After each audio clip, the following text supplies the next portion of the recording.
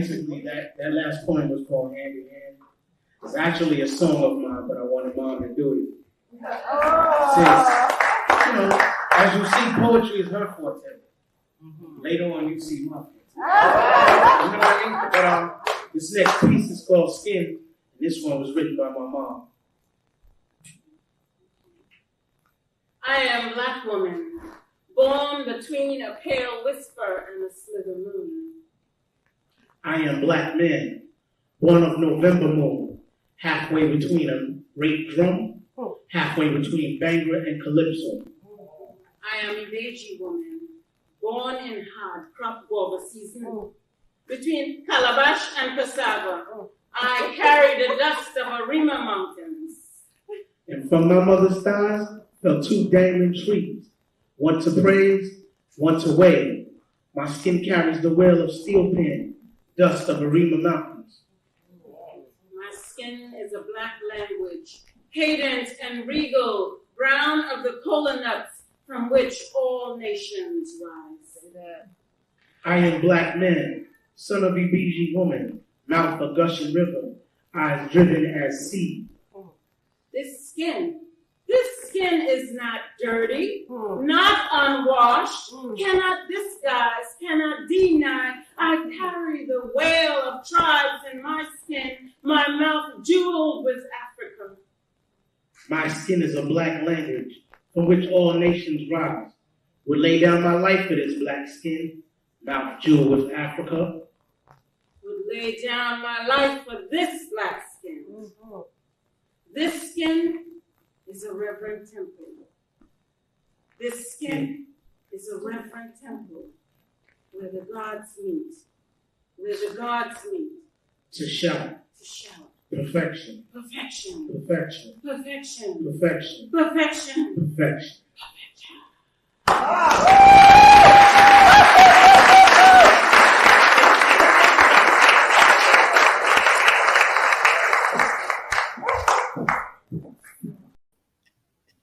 Hello and welcome to the Town Hall Century of Story and Song. That was poet Cheryl Boyce-Taylor and her son rapper Malik Itzhak Taylor, better known as Phife Dawg, performing at the Bowery in 2003. My name is Mele Araya and I am the host of tonight's program, Mama Phife Represents. The Town Hall was founded in 1921 by a group of suffragists who wanted the space to be a home for adult education, consciousness raising, and civil discussion. Over the course of the next 100 years, it's our centennial, many novelists, philosophers, and poets came to the Town Hall to share their work and to speak out on issues of the day. Poets like Langston Hughes, Nikki Giovanni, June Jordan, and some of the members of the Beat movement and the Nuyorican movement. As we celebrate National Poetry Month, we turn to two great poets, Cheryl Boyce-Taylor and MC Phife Dawg. Phife Dawg, a beloved MC and storyteller whose work as a member of one of the most intellectual, socially conscious, experimental, and commercially successful hip-hop acts of all time, A Tribe Called Quest, earned him accolades the world over. Just this year, Tribe's second album, The Low End Theory, was inducted into the Grammy Hall of Fame. In 2016, Linden Boulevard and the corner of Linden Boulevard and 192nd Street in Queens was renamed Malik Phife Dawg Taylor Way. Today, we will witness a conversation between two friends and fellow writers. They are Cheryl Boyce-Taylor. Short bio, Cheryl Boyce-Taylor is a poet and community leader, the author of 5 collections of poetry, Raw Air, Night When the Moon Follows, Convincing the Body, Arrival, and Mama Phife Represents, about the life of her son, hip-hop legend Phife Dawg. Cheryl holds a master's degree in social work from Fordham University and an MFA in creative writing from Stone Coast University of Southern Maine. Stephen G. Fullwood, who is a friend of the Town Hall, is an archivist and writer. He is the co-founder of the Nomadic Archivist Project, an initiative that partners with organizations, institutions, and individuals to establish, preserve, and enhance collections that explore the African diasporic experience. He is also the co-host of In the Telling, a podcast that features stories about the global Black family, and he is also a regular contributor to the American Age podcast. Cheryl and Stephen, thank you so much for joining us today. Thank you very much for inviting us. Well, Thank you. You know where I stand. And Stephen, I have multiple copies of your work as well. Where I stand, yes. This is where I stand. This is where I stand. This is the business, y'all. Absolutely. Yeah. Get into it. For everyone who signed up for the event on our website, there is a 50% discount code in honor of National Poetry Month. So everybody take advantage of that. Get to reading this, talk about it with your friends. It's really a wonderful, wonderful book. I'm going to get out the way now because I just want to hear you speak. So, Stephen, why don't you take it away? I got you. Thank you so very much, Malay. I appreciate you. And Alex for holding down the tech this evening. Good evening, everyone. My name, again, is Stephen G. Fullwood. And what you just witnessed prior to Malay coming on was a very special performance by tonight's guest, one of my favorite poets, one heart of my heart, Cheryl Boyce-Taylor, and her son, Malik, aka Phife Dawg, at the Bowery Poetry Center in 2003. It was the first time mother and son would take the stage together in front of an audience that included Cheryl's mother, Malik's grandmother, as well as other family members. And Cheryl Boyce-Taylor, Cheryl Boyce-Taylor, Cheryl Boyce-Taylor. I am so pleased and honored to be here with you this evening, celebrating the release of your latest book, Mama Phife Represents, and honoring the life of your son, Phife. So, yes. I want to say a couple things about our friendship. We are coming up, Cheryl, on about 2 decades of collaboration and friendship. I met you in 2003 when I was writing the story about you for Lambda Literary Book Report. Do you remember? Yes, absolutely. We were walking through Harlem. It was a hot summer day. We talked and we had some delicious veggie food from over on 125th Street. And 2 years later, I'd have the pleasure and the honor of publishing your third book, Convincing the Body, for Vintage Entity Press. And since then, you published more beautiful work. And tonight, we are honoring Mama Phife Represents, the book. And so to kind of give us a sense, can you talk a little bit about what we just saw, that clip? Can you give us some context for it? Yes, but I first want to say thank you, everyone, for coming. And thank you to my new family at Town Hall. I am a Caribbean woman. I love family. I hold on to family. So you've got me. Thank you all. And thank you so much, Stephen. I think one of the first days that we walked and talked for a long time, I told you you reminded me of my twin. Yeah. I had a real twin brother. He passed away at birth. But I felt that energy from Stephen, and we have been on that path and that journey for the longest time. So about the Bowery show, Malik and I had performed at the Fez through Bob Holman, who was the owner of the Bowery Poetry Club. First fabulous club for poets where the chairs were matching.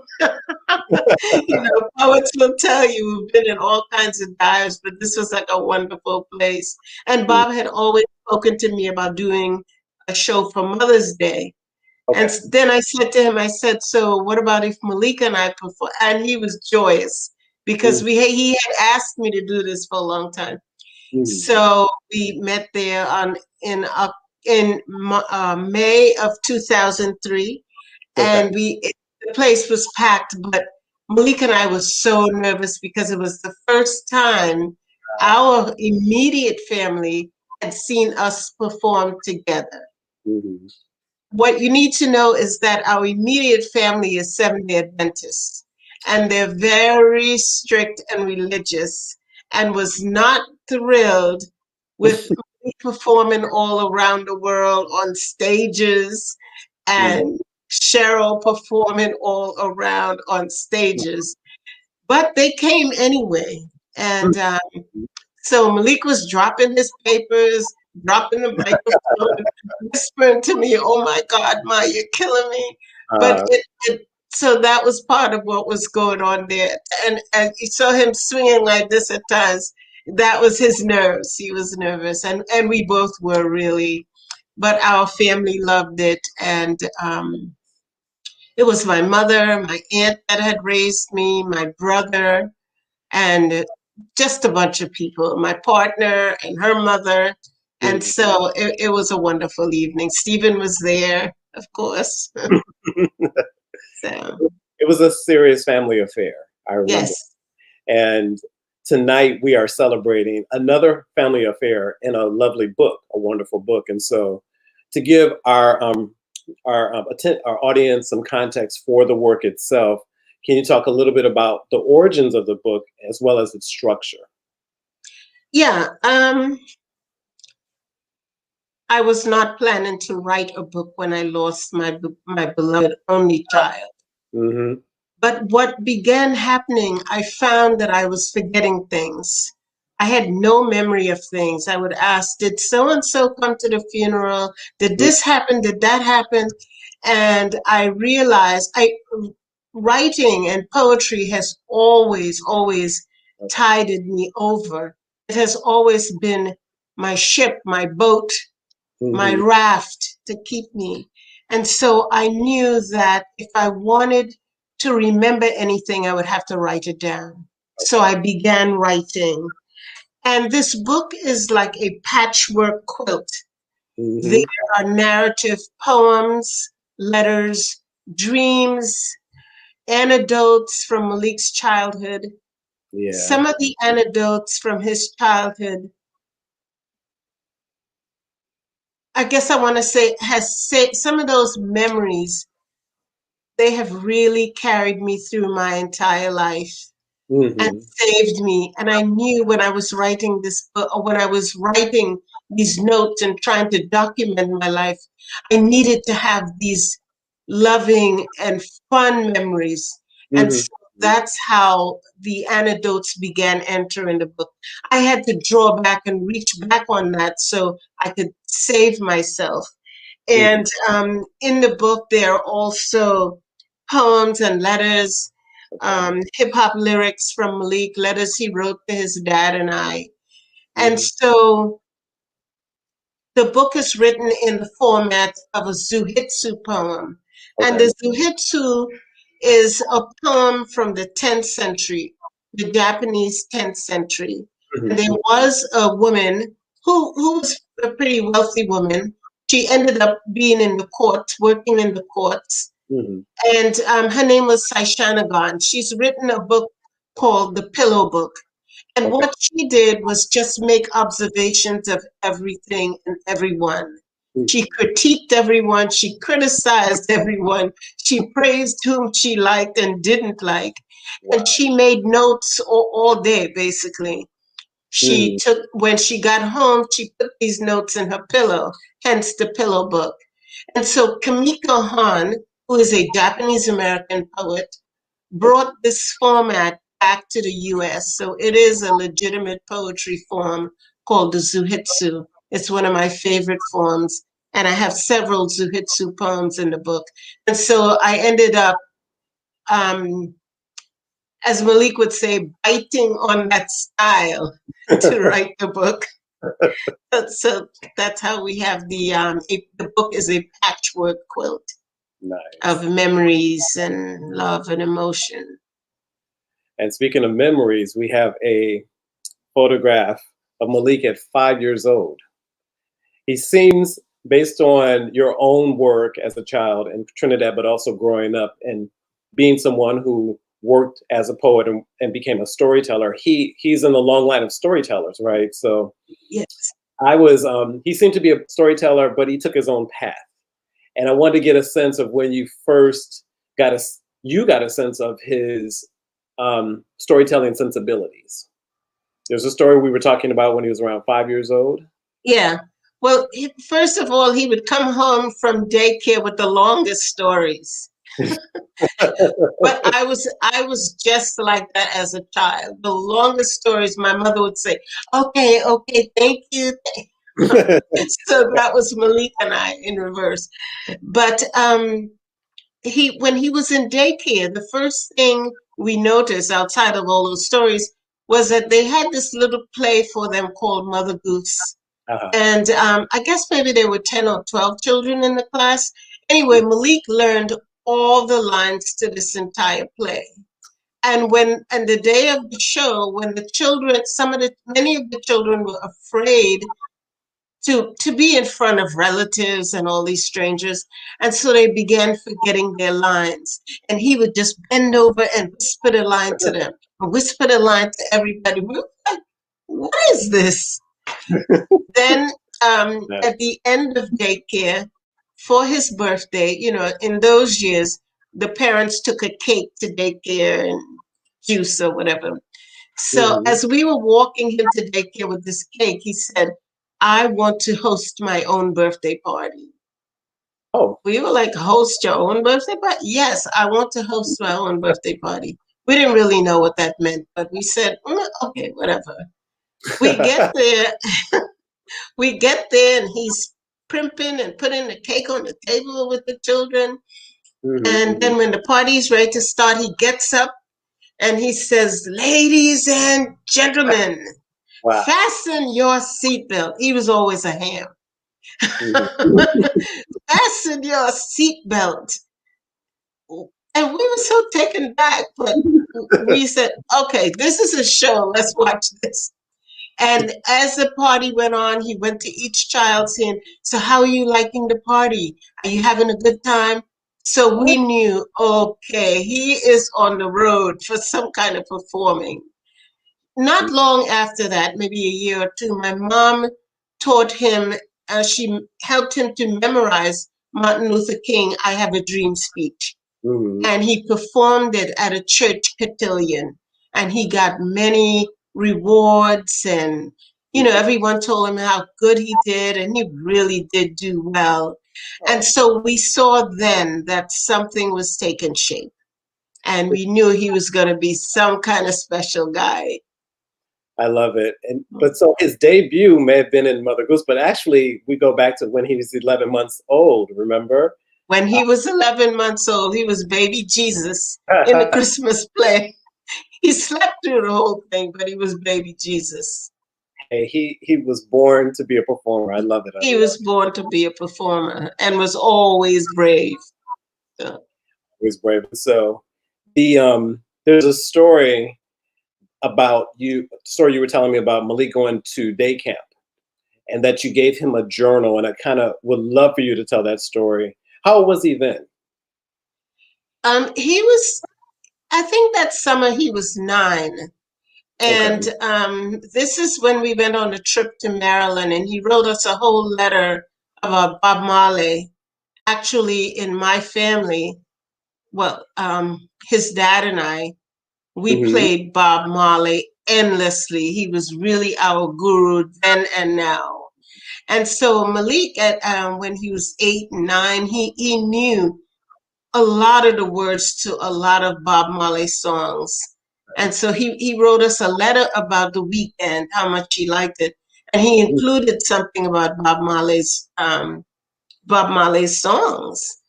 And so, yeah, he did.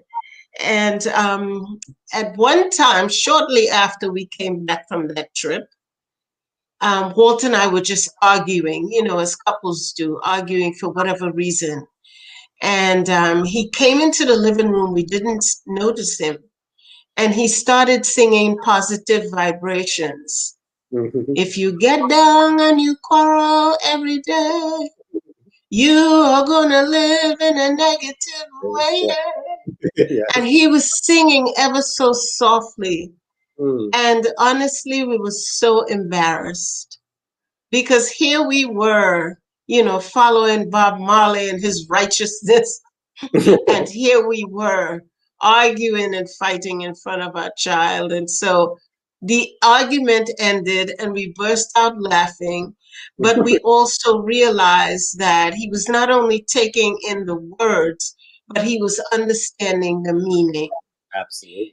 And so that summer, we usually sent him to YMCA camp.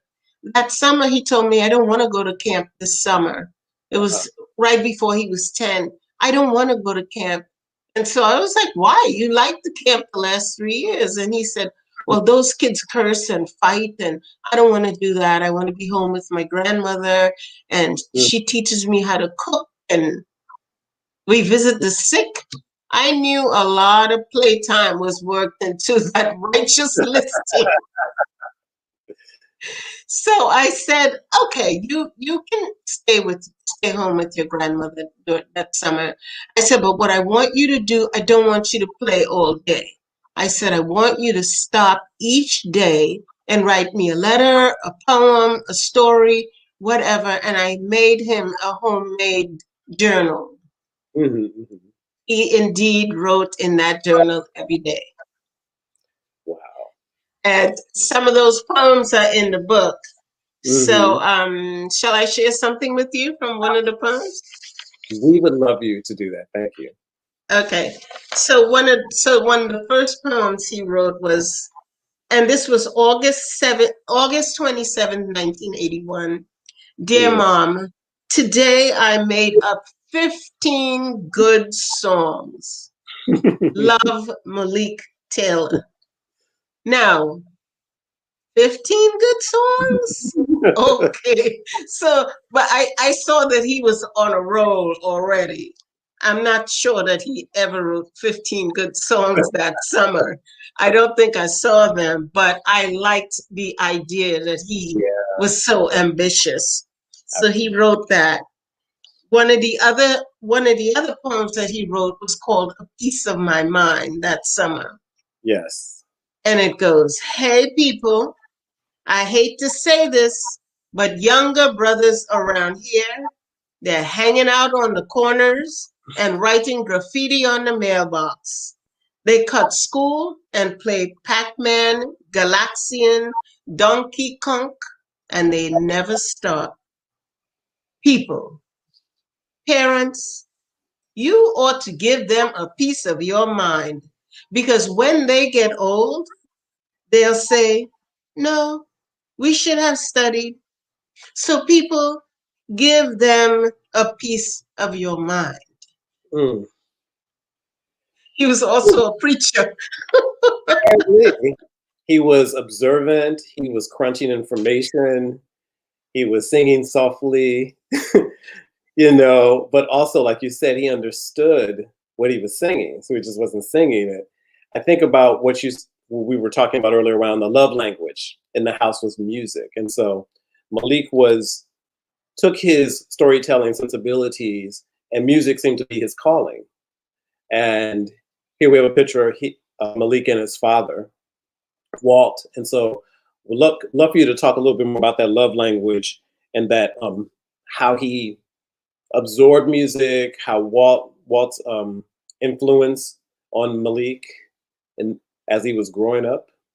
Yes, well, when he was very young, in our very first apartment, we had one of those old-fashioned standing consoles.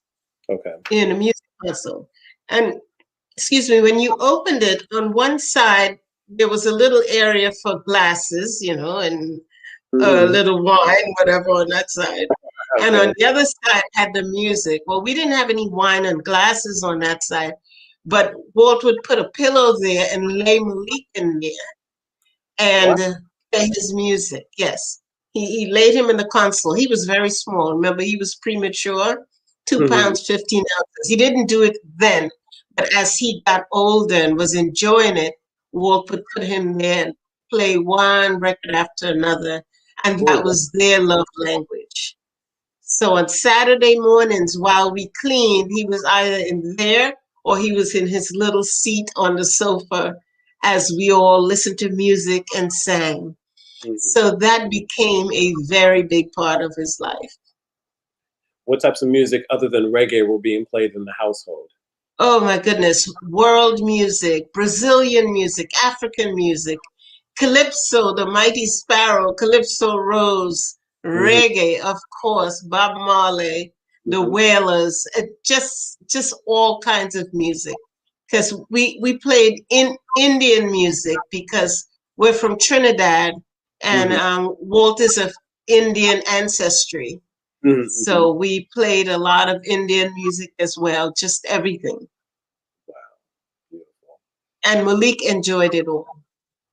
And Malik took it in and became Phife Dawg among a bunch Yes. of other names that you mentioned, that are you going to mention. And he went out into the world with this beautiful musical sensibility, entertaining people all over the world. And I remember I was looking to look at a picture of A Tribe Called Quest when they first started, and I was like, these guys were so young. They were Yes. babies, you know, they Yes. had baby faces. And I was stunned. I was stunned not only by their age, but also by their dexterity and their lyrical style, and how each of both of the MCs came with a different sensibility, you know, Oh, and that yeah. complemented to one another. And Malik was just doing his thing for a long time. And I think about family, and I think about Disha, his wife, and Yes. so we have a lovely picture of Disha and Malik here, and Delisha's didn't. Excuse me. She is more. Disha is more than just family. I mean, more than Oh, just his wife. Yeah, the she's way you my describe daughter. that. She's your She is daughter. my daughter. He brought me a lot of things in this life, Mm-hmm. but he brought me a good daughter. But Oh, I want to tell you just a little story about my mother. My okay. mother used to say, although she loved Malik, she thought the world of him. She used to say to me, "Oh, Cheryl, I wish you had a daughter. I Mm-hmm. wish you had a daughter, because I have a daughter to walk behind. I want you to have a daughter to walk behind." And I Wow. said, "Well, I have a son to walk behind." She said, "But you know, I love sons, but they're not like daughters. Daughters take care of you."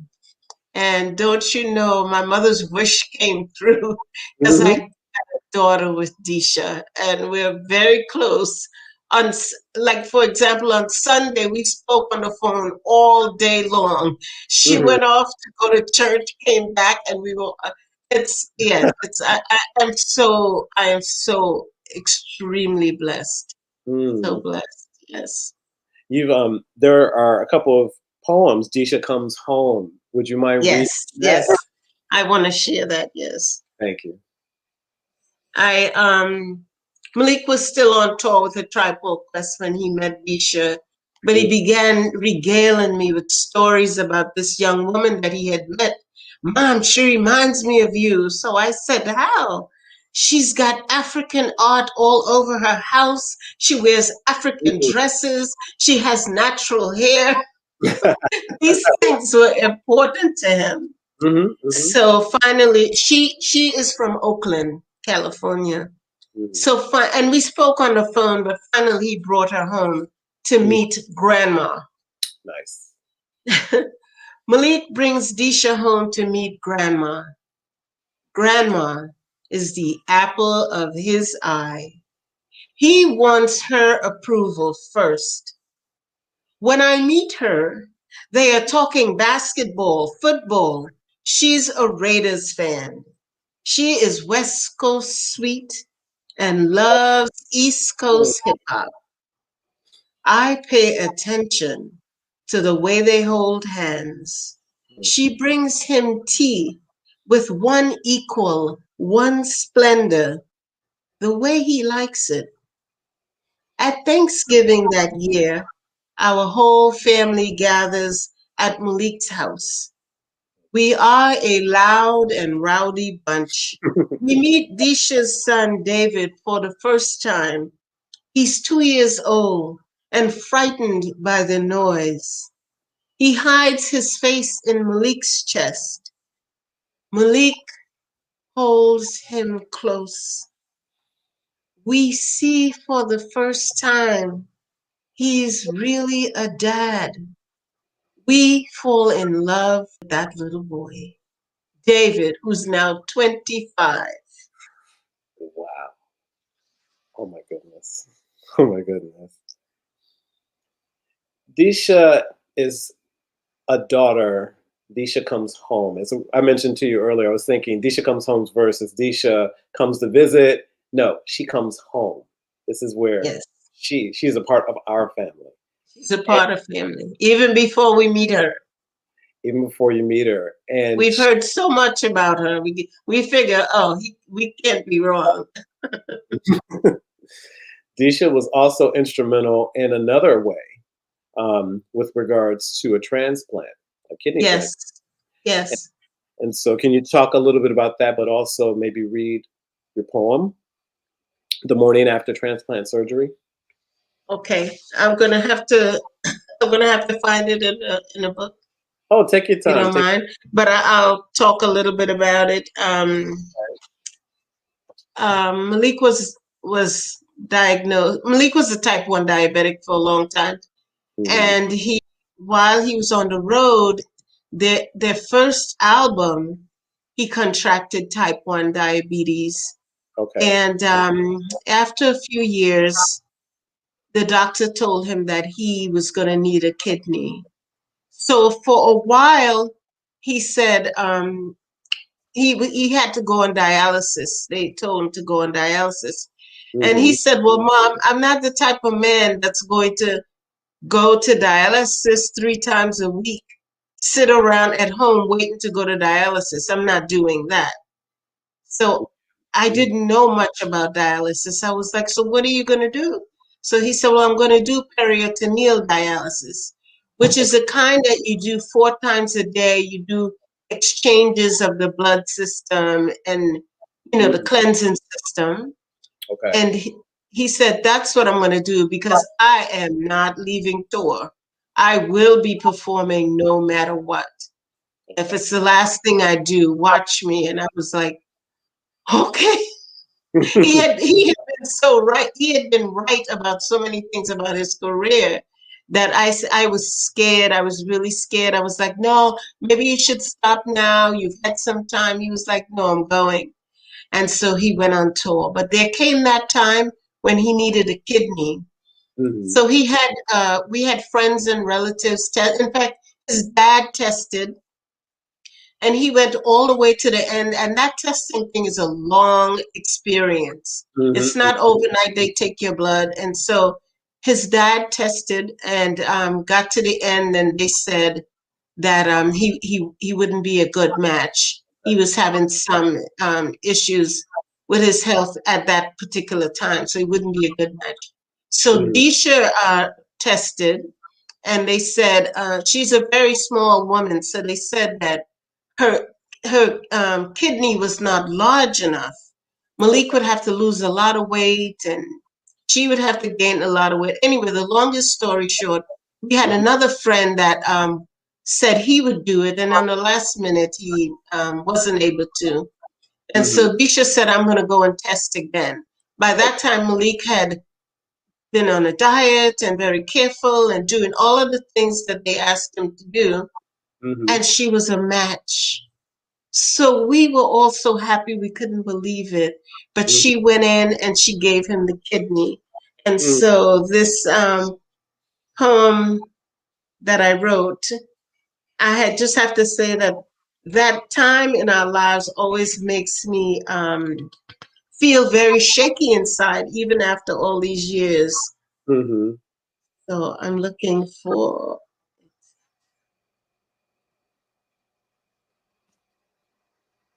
And as you look for it, Yes. I want to just say that when I read the book, I read it twice. The first time I cried, the second time I was a little bit more composed.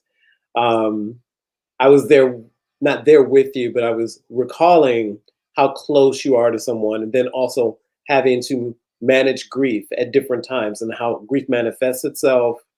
Some days you're better than others. There were just all these different moments in the book that were so strikingly on point, I think, for you, and the way that the way you remember things, and how the book is a patchwork, as you described it, and how easy it is for a reader, or at least the kind of reader I am, to get in and to read it straight through, but also go back to certain poems and go back to certain remembrances. And I love it that Malik is in the book, that letters are in the book, there's photographs. So it feels like a scrapbook, an instrument that helps you grieve, So I think you're the first reader, you're the person who wrote it for us. And so I was just so, I love your work, and I love how you offer us you, and how you offered us a glimpse of the Malik that you knew. Because that's not our Malik. Our Malik is Phife. Right. And that was one of the when I finally decided to write a book, because I was writing letters to myself, letters to God, letters to Malik, letters to anybody, so I could survive this, the hardest thing that has ever happened to me. And so when I was writing, I realized what I wanted to do most after trying to heal myself. What I wanted to do most was to share with fans and family and friends, not Phife, but Malik, because I wanted people to see how this little boy, born 2 pounds 15 ounces, he stayed in the incubator and in the hospital for 3.5 months. Wow. We always thought we were going to lose him because he was always sick in the night and better in the morning. Right. I wanted people to know how this boy took his dreams and spun them and turned himself into Phife Dawg, that offered his music and his love to the world. And so that was one of the most important reasons for me writing the book. I really wanted to share my son, the boy and husband and dad that we knew, to the world. So here is the morning after transplant surgery, and we all gathered in California for it. October 9th, 2008. My friend Donnelly walks Malik around a hospital ward.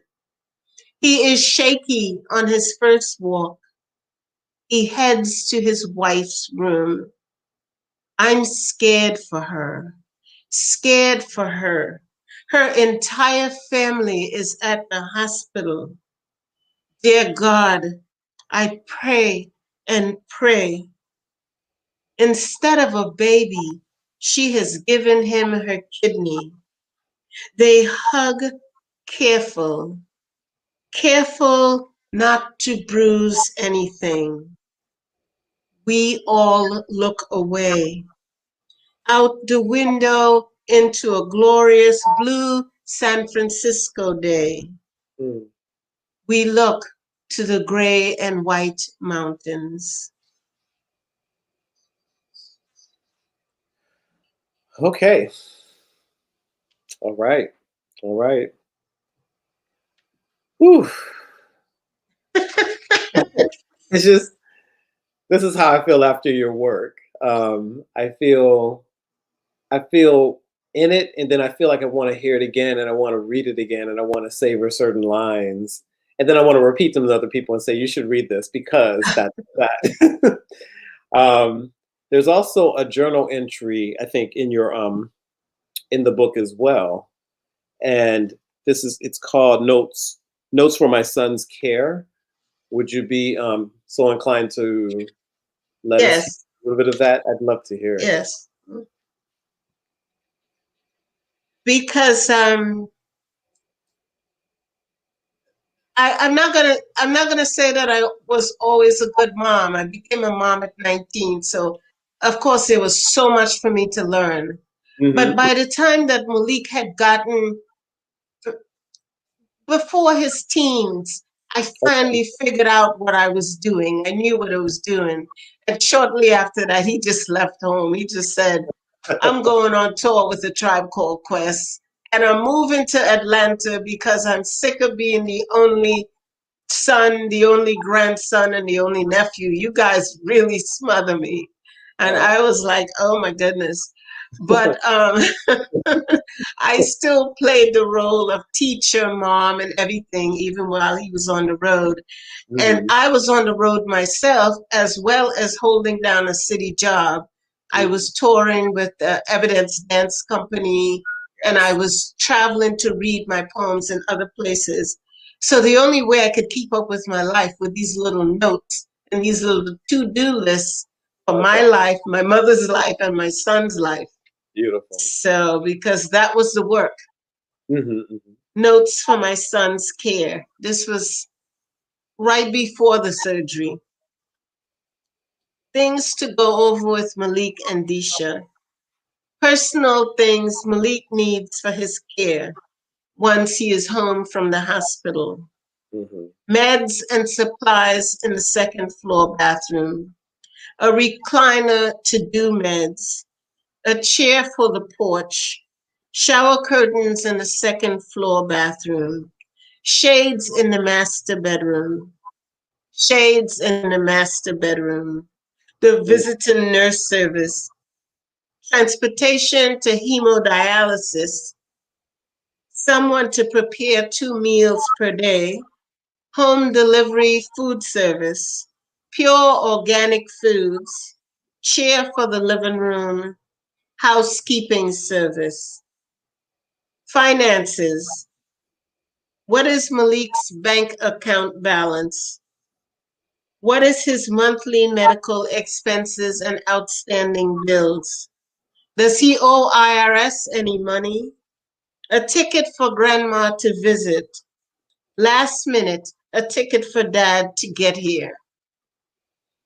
My to-do list. So your to-do list sound like poems. You fill in spaces. You fill in a room with your spaces with flowers, with scents, with rolling hills, all of it. And I'm like listening to it going, no, this is a poem. This is a to-do list. So thank you so much for reading it. It's just an amazing book, and I'm hoping that folks take advantage of getting it and savoring it the way I plan on savoring it. And so we're moving on to your last picture with Malik. And you have a couple of poems, a fragment, Kiss and Stone. Can you talk first about where this picture was taken, under what circumstances? Yeah, well, Malik was traveling back, and he was working on the Last Tribe album, and he was working on a solo album of his own, which we will have this year. We've already had 1 or 2 singles from it out in the world. And so this is one of the last selfies that he took of himself and I. He was, they were in New Jersey in the studio at Q-Tip's house. And so he traveled back and forth to California. At the time, he was also doing some solo tours around the world. And this was taken in March, or around the first week in March, 2 weeks before his death. And I went to see him, and we hung out in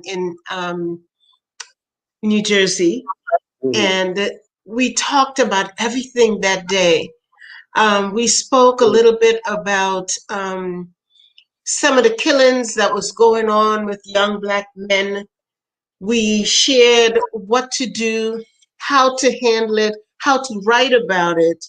And I remember one particular thing he said to me that day. He said a lot of things, but he said, Mom, you know, I love all the poems that you write. He said, but I particularly love the political poems. He said, do not wish for the body to become a pretty crimson azalea. Wish for the body to become a weapon. Your words are your weapons. And I know you do this already, but this is what you have to do. Keep using your words in that way. He was so much of a teacher to me. I could hard. Yeah. Let me have a little water. Yeah, have a little water. I love this picture, and I love it that you took a picture of the frame of it too, right?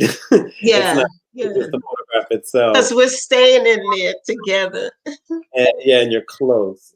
Selfies can be really intimate, and he captured you both at a really wonderful moment, you know.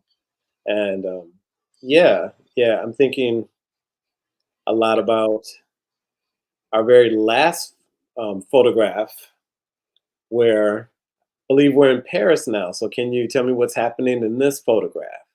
Yeah, this mural was erected for him. I believe it was 2016 or 2017, I can't remember. And Mm-hmm. so a bunch of us went to Paris, myself and my partner, my daughter-in-law, her friends, and Mm-hmm. there were about 11 of us that went to the mural site, including the young man that did the mural. Okay. And it was the rainiest day in Paris, but we all felt so lifted, like we had visited him somewhere. I Mm-hmm. know I did. And I went close to the mural and took that picture. And when I looked at it later, I felt like, oh my God, he's still protecting me. There I am under his shadow, under his life, under all the gifts that he's brought to this world, and there I am. It's one of my favorite pictures, but it's also one of the hardest pictures. Right. So how are we on time? I think we're good. There's we are, I believe, so we're 13 minutes till close, and there's this beautiful poem that you wanted to read tonight to sort of take Okay. out. Mm-hmm. All right. So I'll do Kiss and Ibeji. Okay. Oh, actually, rather than Kiss, I really want to do an email he sent me Okay. in August of 2008, Oakland, California. For the record, I just want you to know, Mom, you are everything to me. Mm. I'm elated to have you as my mom. And as I get older, I feel more and more like a mama's boy. Mm. Mom, only a few people affect me in a positive way by what they do, say, and how they live without being hypocritical. Mm. Although I didn't always do right in my younger years and made it almost impossible to cope with me, I thank you from the bottom of my heart for sticking with my hard-headed self, Mm. supporting my career. I thank you for loving my wife and child and giving me sometimes crazy, insane advice. I love you unconditionally. I'm excited that you're coming to Denver with us. You may as well come with me to Seattle. Love, love, Malik. Whew. Mm. So you're trying to make me cry too. Is that what you're trying to do? It's just you. Thank you. So and I really had to have that poem in the book because I think often in our society we judge these young hip hop artists, the rappers. We judge the basketball players that have 25 tattoos, but we really have to realize that that's just their work. That is what they do for their work. They love their families, they love their children. And I wanted to be part of breaking that old stereotype and bringing this new vision into our world. Yes. I want people to really respect them more for the work they do. It's hard work. It's not just a bunch of curse words thrown together. It's that too, but it's a whole lot else more. Whole lot more. So, yes, so I'm going to close by this. Malik was the type of MC that had so many different names. Phife Dawg, Mutty Rance, Don Juice, Diggy Dog. He just had so many. So this poem I wrote, and it ended up being the last poem in the book. Okay. You Ibeji son, and I just want to briefly say what an Ibeji is. An Ibeji is a child that's born as a twin. And so I was a twin and Malik was a twin as well. So you Ibeji son, you Ibeji son, you Phife Dawg, you Mass Camp, you run this mother boy, you Phife Diggy, you funky diabetic, you Dun Juice, Muddy Ranks, you Big Riff, you Diggy Dog, you soccer hip hop, You Ali Boxing Gloves, you 33 LP, you Trini Gladiator, Rhythm Kids, Dr. Pepper, Fig Leaf, you Creamy. You We Are Learning to Live Without. You Cheryl's Boo. You Mama Ibeji Boy. You Periotoneal Slugger. You Five Footer. You Knicks Man. You in Claire's with Kalia. You Torsin Sun in Air. You Disha Man. You Walt's Main Man. You First You Hear. You Volta River. Elegba. You Fit My Heart. You Taiwo, firstborn grandson. You Elma, Ada, Jadu, Madu, Rufus Roy. You Cheryl's big son. You praise, you chant, you word one, you won, you dog done, you fife, no drum. You live on, you done flipped the world. Thank you. Thank you so very much. Thank you so much. And thank you everyone for coming in and supporting us and buy the book. Buy the book. And so, hey, there's Malay, and we just, what can we say, Malay? What can we say? Well, thank you, Malay. Thank you so much. You're a Queens woman. Oh boy. I'm a Queens woman. So there are a couple of questions. One of them is mine about Queens, but we'll get to the first one from Perfect Sound Forever. Cheryl, what was your favorite tribe song, or what were your favorite tribe songs and why? Oh my gosh. I can't really say my song. I need to say my album, my Midnight Marauders. That was my favorite album. A lot of the songs were first made at my house in Queens, and they did a lot of rehearsing, writing, fooling around, all of that. But what I particularly liked was the young woman that was throughout that album giving statistics about Black life, about AIDS, about our community. I just love that. That just blew me away. So I would say that is one of my favorite tribe albums. I love Ali and Q-Tip. They are both two geniuses.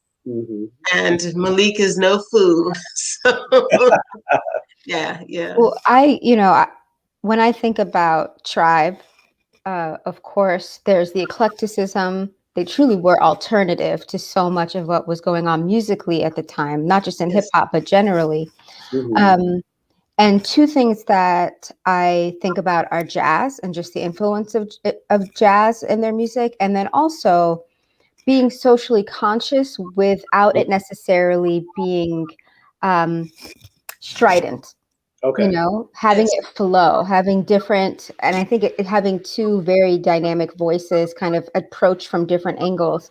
Right. I was wondering if you could speak both to jazz in the group with Malik, but also in what you witnessed with the group and their influences, and then also about social consciousness and the ways that they brought that into their work.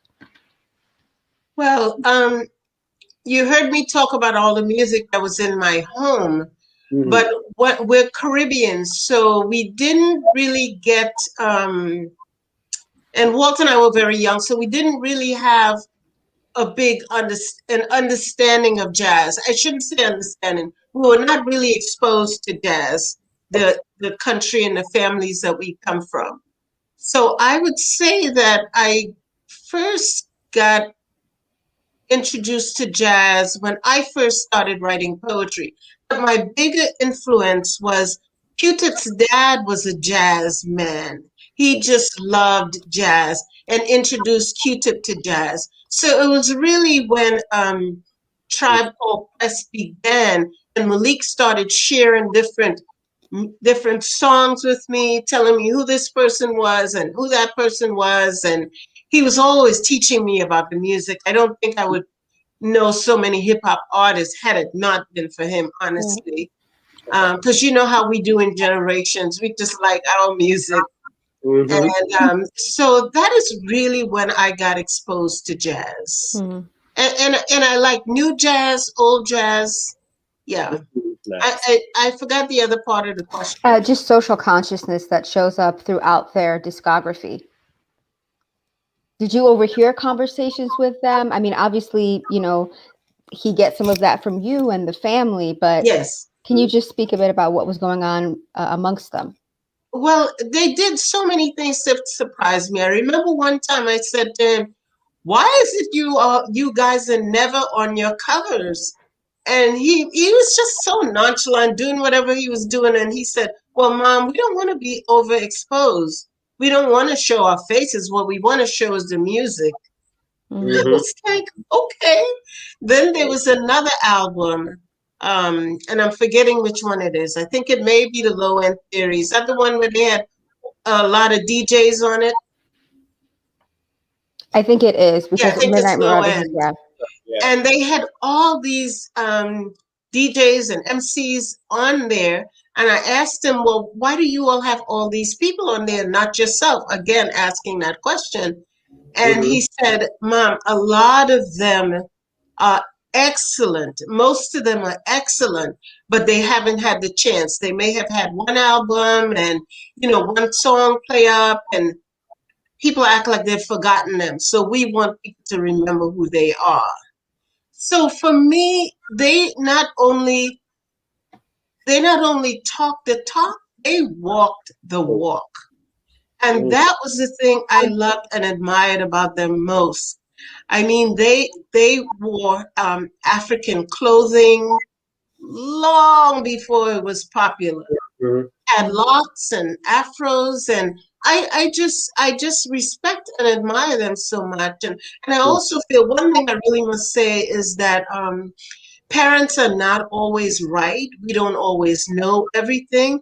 And there's a ton of stuff that we learn from our children. I myself am still learning things about Malik and from Malik.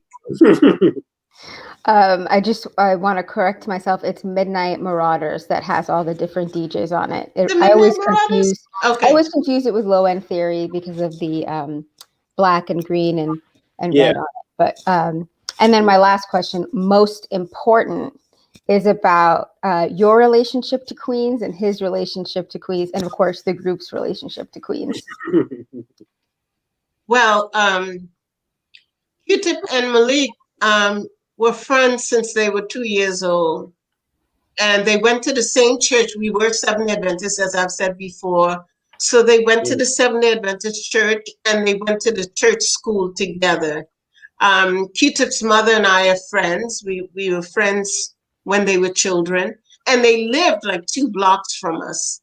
So that's in St. Albans. So that's the history there. So I saw him almost every day of the week, and on Saturdays and on Sundays for Pathfinder meetings.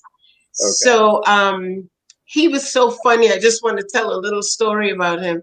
He called me, I guess when they were like 14, 15, and he said to me, I'm calling you because I want to ask if Malik can start a music group with me. He said, you know, we're going to be going on the road and we're going to be making music and making money. And I really want to make a man out of him. He was the same age. He's like a few months older or something. I really want to make a man out of him. So I was like, this boy, he was always like this, you know, very serious, very focused. Malik was too, but he also liked to play. So he did both. But and I was saying to myself, doesn't he know Malik already has a dad? He knew it, you know. But he was like this little man calling to ask permission. So I said, okay. And one of the things Malik's dad and I felt was we didn't know that they were making music so big, but they wanted to go to the studio and they'd ask for money to go. What we thought was this would keep them off the street. Okay. And that was where we entered that, because we were, in a way, strict Caribbean parents in some way. I wasn't always just letting him do anything he wanted to do. So, but we felt, at that time, we were still very afraid of young boys alone on the street, not alone, but, hanging out together with the police, and other crime always went on in different neighborhoods anyway. So we were very happy that they were doing that. And Queens was our home, St. Albans. We went to the church right there, which was just down the street from the house. So, and then Ali, Q-Tip met Ali in high school. Okay. And by then he and Malik were writing lyrics and everything. And then they became A Tribe Called Quest. Well, I love it. I'm gonna go visit Phife Way. Oh yeah. It's the Nuclear Cleaners where they did. I think they videotaped "Oh My God" on top of the Cleaners. I think it was "Oh My God." There's so many I can't remember now. But anyway, and the mural is on the Cleaners. The Cleaners gave permission for them to have it there from the history of having them doing, because when they did that video, they put Nuclear Cleaners on the map. Yeah. And honestly, people travel from all over the country to come to Nuclear Cleaners to see their mural. Beautiful. Thank you so much, both of you, for joining us. It has been such a pleasure just to sit back and listen to such an intimate conversation. So thank you for your vulnerability and the way that you showed up today. And Stephen, as always, thank you for being you. Please take the time. Oh, go ahead, Stephen. I'm sorry. Oh, I apologize. Cheryl, thank you for your brilliance and thank you for sharing it with us. It means a lot. Thank you. And thank you for your friendship and your love. Well, this is just another reminder to go ahead and purchase Mama Phife Represents. You can go to haymarket.org. As I said before, if you signed up through our website, you'll have a 50% off discount link. So go ahead and look back at that. Celebrate National Poetry Month with this great, great text. If you'd like to learn more about either of our guests today, you can go to Cheryl's website. And you can also learn about all the amazing archival work that Stephen does, but in particular, the work that Stephen does with the Nomadic Archivist project. So go ahead and check out that link as well. Thank you both. I can't thank you enough. And I guess I also want to say one more thing, that if people wanted to check into the history of my work, where can they go, Stephen? They can go Schomburg. Schomburg Research in Black Culture, where I had the honor of acquiring the Cheryl Boyce-Taylor collection. It is there. Once the library opens back up after the pandemic, please go see her collection. You'll learn a little bit more about her work. And I say we, even though I left the Schomburg years ago, I still a family, still we. Yes. That beautiful work is there. And so please learn more about her that way as well. And we also did an interview with Cheryl Boyce-Taylor for In the Telling, which is a Black, as Malay put it earlier, it's a podcast focusing on the global Black family experience. And so Cheryl's episode is going up very soon, and it's a doozy. You have to hear it. So go to nomadicarchivistproject.com/inthettelling. Thank you for a beautiful evening.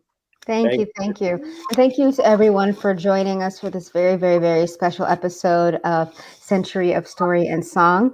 To support the Town Hall and programs like these, please visit thetownhall.org/donate. We're going to close out our evening with another clip of poet Cheryl Boyce-Taylor and her son, rapper Phife Dawg, performing at the Bowery Poetry Club in 2003. Have a great evening, everyone. Yeah, boy, this week we were trying to, we put some pieces together, and I was trying to get the hip-hop beat. It's all right. I was trying to get the hip-hop beat. Man, that stuff is hard. He was saying to me, Ma, these poems are slow. But you know how hip-hop goes, right? I couldn't get the rhythm. So we did a couple of things, and my mother was directing it. was saying it's your turn, come on.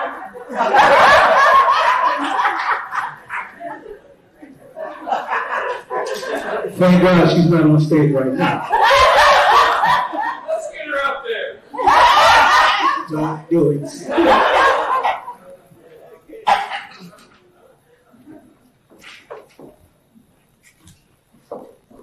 I was like, I'm a poet. I could do that hip hop beat. Wrong. Don't underestimate it because it really, really is serious art. So,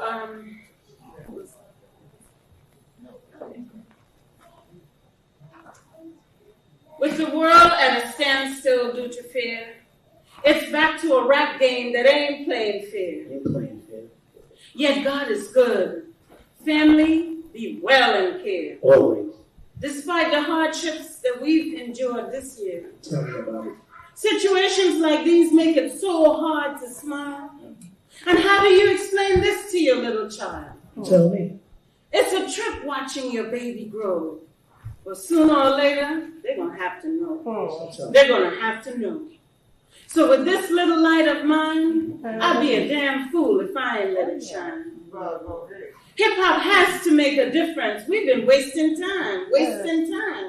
Steady talking about dimes, crimes, and sipping wine. How long will materialism control our minds? Will you sport Fendi fatigues while on the front line? Are you that studio thug fronting while crotch grabbing? Talking about what you ain't having? You stepping to Big Love? Okay then. If you're the man, let's make it happen. Put down your brew. Put down your brew. Call your crew. Call your crew. Let's get to capping. Oh, now you hush. But ain't you setting off the bum rush? Let me guess. Those were just rhymes or obdurated lines? 9/11 is embedded in my mind. And from now on, when I spit, it'll be one of a kind. One of a kind. For the children everywhere, we'll be on the grind. Hand in hand, get together, do it for mankind. Do it for mankind. Hand in hand, get together, do it for mankind. Do it for mankind. Do it for mankind. Do it for mankind. Do it for mankind. Get together. Get together.